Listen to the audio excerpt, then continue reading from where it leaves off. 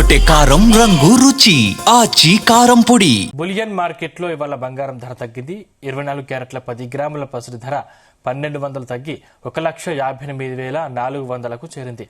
22 క్యారెట్ల 10 గ్రాముల gold rate 1,100 తగ్గి 1,45,200 పలుకుతుంది. అటు వెండి ధరలో ఎలాంటి మార్పు లేదు. ప్రస్తుతం కేజీ వెండి ధర 3 లక్షలుగా ఉంది. రెండు తెలుగు రాష్ట్రాల్లోని వేర్వేరు ప్రాంతాల్లో ధరల్లో స్వల్ప మార్పులున్నాయి.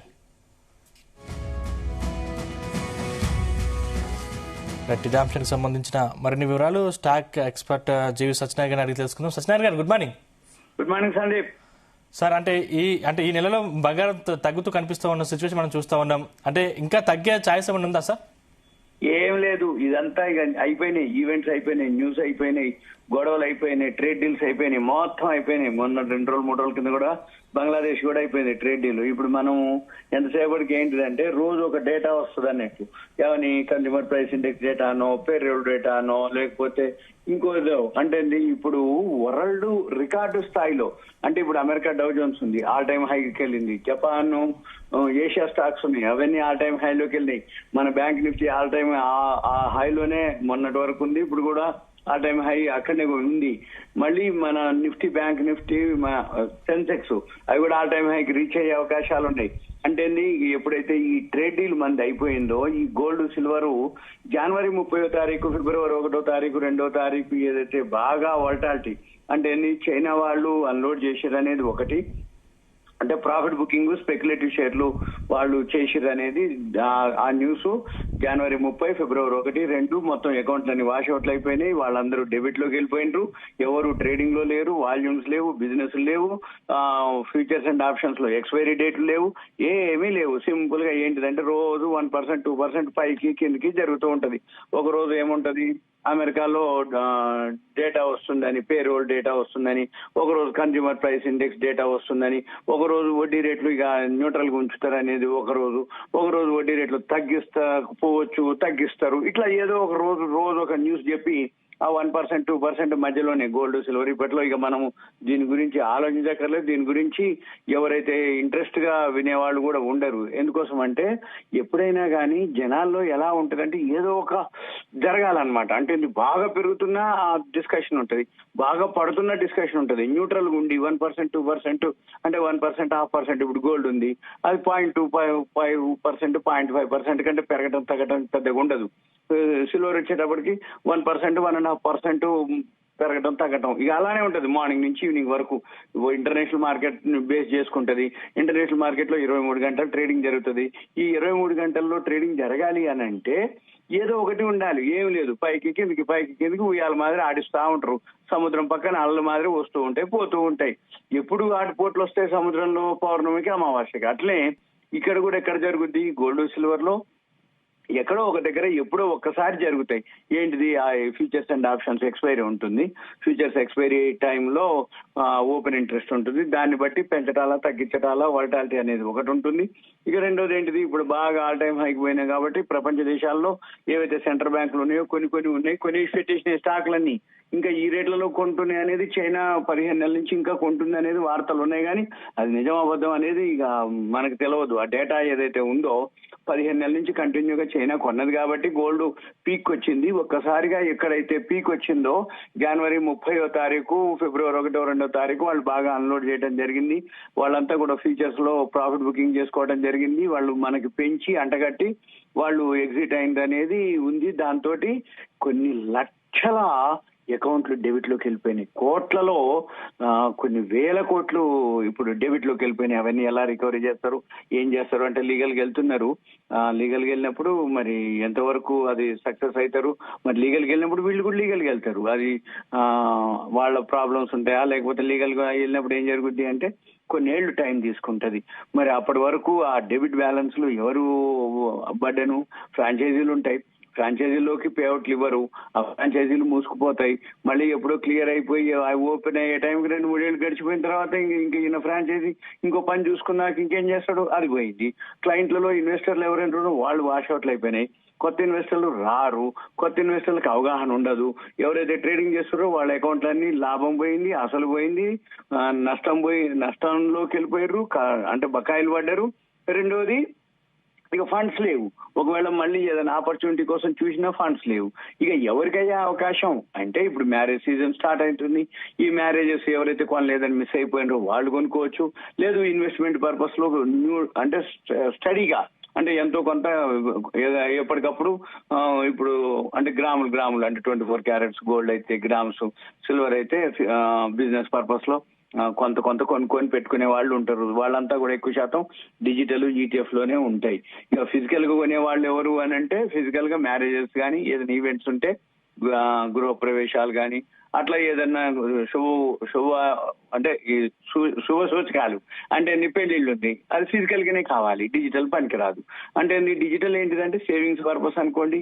డిమాట్ అకౌంట్ లో 100 రూపాయలు 150 రూపాయలు 200 ఉన్నా కానీ మనము గోల్డ్ ఈటీఎఫ్ లో సిల్వర్ ఈటీఎఫ్ 400 ఉంటే చాలు, 2 కొనుక్కోవచ్చు ఒక్కొక్కటి. అంటే ఏంటిది తక్కువ పైసలతోటి మనము చేసుకునే అవకాశాలు ఉంటాయి. అందుకని ఈ డిజిటల్ లోనే ఎక్కువ శాతం ఉంటాయి.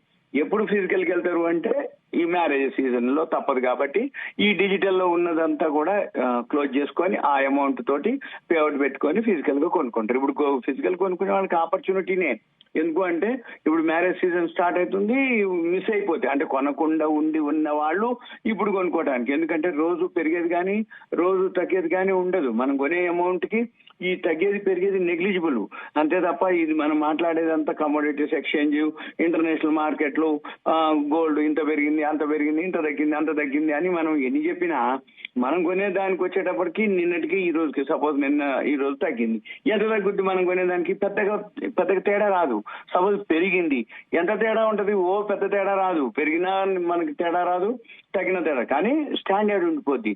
స్తబ్దత అంటాం, నిలకడగా ఉంటుంది. మనం ఏ రోజు ఎప్పుడు మన దగ్గర పైసలు ఉన్నాయి అయ్యే లెక్కలు, ఎప్పుడు అవసరమా అదే కొనుక్కోవటమే అదే లెక్కలు అంతే తప్ప దీని మీద ఫోకస్ చేసే వాళ్ళు చాలా కొద్ది మంది అనమాట. ఎందుకు అంటే ఎవరి పని వాళ్ళకు ఉంటది అంతే తప్ప పొద్దు సమానం గోల్డ్ పెరిగిందా సిల్వర్ పెరిగిందా, గోల్డ్ పెరిగింది అంటాడు ఈయన కొంటాడా, గోల్డ్ తగ్గింది అంటాడు ఈయన ఏమన్నా నమ్ముతాడా, సిల్వర్ పెరిగింది అంటాడు కొంటాడా? కాదు, ఎవరి పని వాళ్ళు చేసుకుంటుంటారు. ఒక చెవి దాని మీద వేస్తారు, ఓకే ఇవాళ గోల్డ్ పడదట్లే, సిల్వర్ పడిందట్లే అని అంతవరకే తప్ప వాళ్ళు ఏమి ఫిజికల్ గా వచ్చి డబ్బులు తెచ్చి దాచిపెట్టి బయింగ్ చేసి మళ్ళీ ఇంకొకటి కొనడం అంత ఈజీగా అమ్మేది కాదు. ఎందుకంటే కొనేటప్పుడు జిఎస్టీ యాడ్ చేస్తారు. మనం ఏంటంటే ఇంకా పెరుగుతుందనే ఉద్దేశంతో అప్పుడు ఆయన లెక్కలు ఉండవు, కొంటారు. మళ్ళీ అమ్ముదామని మనం అదే షాపుకి పోతే మీరు జిఎస్టీ ఉండదు కాబట్టి జిఎస్టీ తగ్గించాలి మైనస్, మళ్ళీ ప్లస్ మీకు ట్రేడర్ కాదు అంటే బిజినెస్ కాదు కాబట్టి మీరు ఇండివిజువల్ కాబట్టి ఇన్వెస్టర్ గా ఉన్నారు కాబట్టి మేము తీసుకోము, మాకొద్దు, మేము తీసుకోవాలంటే మైనస్ అంటే ఉన్న రేటు కంటే అమ్మే రేటు కంటే జిఎస్టీ తగ్గించి తీసుకోవడం జరుగుతుంది. వీళ్ళకి ఏమనిపిస్తుంది, ఓ నేను కొనేటప్పుడు ఇంత తీసుకుంటూ జిఎస్టీ అన్నాడు అదన్నాడు ఇదన్నాడు, ఇప్పుడు నేను అమ్ముదామని పోతే ఇది మైనస్ అది మైనస్, నా పైసలకి అసలు కూడా రావట్లేదు, వడ్డీ కూడా రావట్లేదు, వచ్చినా నాకు చాలా కొంచెమే వస్తుంది, నేనేమో అమ్మనులే అని ఇంకా ఉంచుకుంటాడు. ఇక అంతే, ఇక అట్లా ఉండిపోతాయి అంటే స్టాక్ ఉండిపోతాయి. అంటే జనరల్ గా ఏం జరుగుద్ది ఇదంతా అంటే ఆ టైంలోనూ ఆలోచించరు, ఆలోచించి అనే టైంకి మనకు వర్కౌట్ కాదని మళ్ళీ ఊరుకుంటారు. ఇక అది అక్కడక్కడే ఉంటది. కొన్నేళ్లకి మళ్ళీ ఎప్పుడో ఇలాంటి రోజులు చరిత్రలో ఎప్పుడో ఒక్కసారి జరుగుతుంటాయి. అంటే ఇటువంటి ఈవెంట్స్ నేను చూస్తున్నా కదా, ఇటువంటివి ఏదైతే ఉన్నాయో అతి సర్వత్రా వర్జయేత్ అంటే అతిగా ఏదైతే దేనిలో జరిగిన అతి అక్కడ అది ఫాలో అవటానికే అంటే వినాశనానికి దారితీస్తుంది అనేది ఒక సామెత. అతి సర్వత్రా వర్జయేత్ అంటే ఏంది? అతి జరిగినప్పుడు అంటే ఏంది? ఒకప్పుడు సాఫ్ట్వేర్ కంపెనీలు బాగా జరిగినప్పుడు సత్యం కంప్యూటర్ కూడా అలానే జరిగింది 2009లో. మళ్ళీ మన కరోనా టైంలో కూడా క్రూడ్ ఆయిల్ ఇదే జరిగింది, ఇలాంటి ఈవెంటే. అంటే ఇంకా అవి కోర్టులో కేసులు నడుస్తూనే ఉన్నాయి కరోనా టైం, ఇవి ఇంకా ఫైనల్ కాలేదు. ఇప్పుడు చేస్తారు ఏం చేస్తారు, ఇక అది కోర్టు వాయిదాలు, ఎవరు బాధితులు ఎవరు లాభపడ్డరు అనేది మనం వాళ్ళ ఎక్స్పీరియన్స్ కి వదిలేయటం. అంటే ఈ వీడియో ఎవరైతే వింటుంటారో వాళ్ళ ఎక్స్పీరియన్స్ కి ఇప్పుడు కూడా అదే జరిగింది. జనవరి 30వ తారీఖు, ఫిబ్రవరి 1వ తారీఖు, 2వ తారీఖు, 30వ తారీఖు శుక్రవారం, శనివారం సెలవు, ఆదివారం బడ్జెట్, ఫిబ్రవరి 1వ తారీఖు, 2వ తారీఖు సోమవారం ట్రేడ్ డీల్ జరిగింది. ఆ 3 రోజుల్లో ఎవరైతే బాధితులు ఉన్నారో వాళ్ళ ఎక్స్పీరియన్స్ వాళ్ళకే వదిలిపెడుతుంది. ఎందుకంటే ఏమీ తెలవకుండా ఆ లాభం వచ్చిందని లాభం తీసుకోలేదు, అసలు తీసుకొరికి ఫిబ్రవరి 1వ తారీఖు 2వ తారీఖు వాళ్ళ అకౌంట్ అన్ని వాష్ అవుట్ అయిపోయి వాళ్ళు బకాయిల్లో పడ్డారు. అంటే 1వ తారీఖు ఏం జరగలేదు, కానీ 2వ తారీఖు మాత్రం జరిగింది. అంటే 1వ తారీఖు వాళ్ళ వరకు వాళ్ళ మార్జిన్ మెయింటైన్ అయినాయి.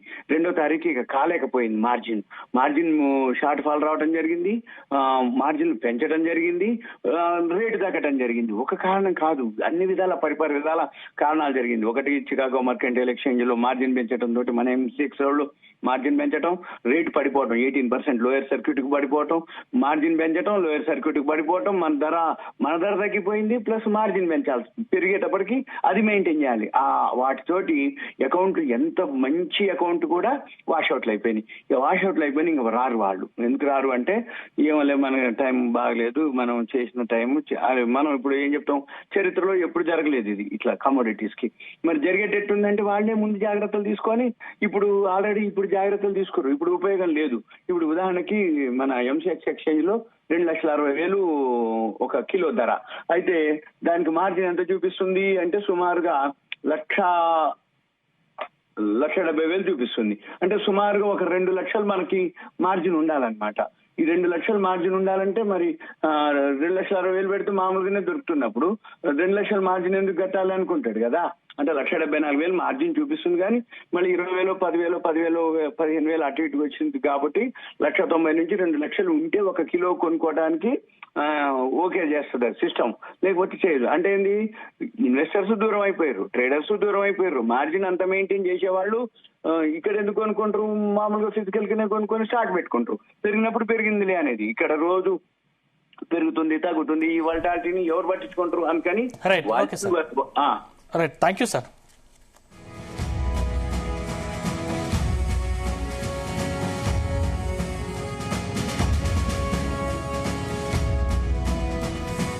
గుమగుమల వంటలే తెరకొట్టే కారం రంగు రుచి ఆచి కారం పొడి.